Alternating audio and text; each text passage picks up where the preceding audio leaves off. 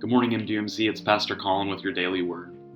This previous Sunday, the sermon text came from Paul's letter to the Romans in the 8th chapter, and we talked about life in the Spirit and what it means to live life in the Spirit.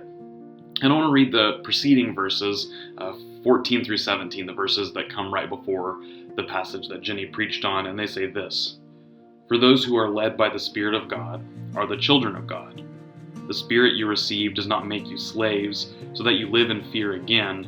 Rather, the Spirit you received brought about your adoption and sonship. And by him we cry, Abba, Father. The Spirit himself testifies with our spirit that we are God's children. Now, if we are children, then we are heirs, heirs of God and co-heirs with Christ. If indeed we share in his sufferings, in order that we may also share in his glory."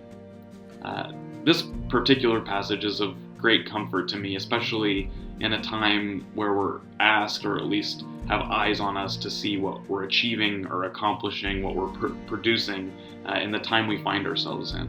And I'm reminded in this passage and in Paul's letters many times that our faith, that our assurance that we are children of God, doesn't come from us.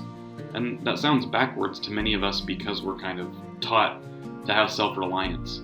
Of our own effort, we become faithful people. Of our own work and doing, we become disciples of Jesus. And of course, in our own tradition, we find that, we have a cooperative relationship with God, but the first actor, the primary actor in our faith is God. In fact, that faith is given as a gift, and we respond in our faithfulness to that gift.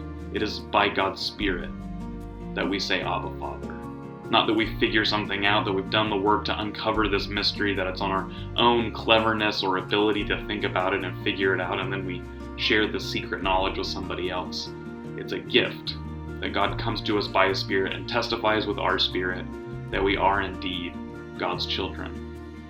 When I feel down and when I feel like I have no energy, like I can't do anymore, this is of great comfort to me, that I can say to myself, Colin, your faith isn't your own. You have people before you that gave you this gift, and by God's Spirit, God gifts you the ability to believe and trust in him.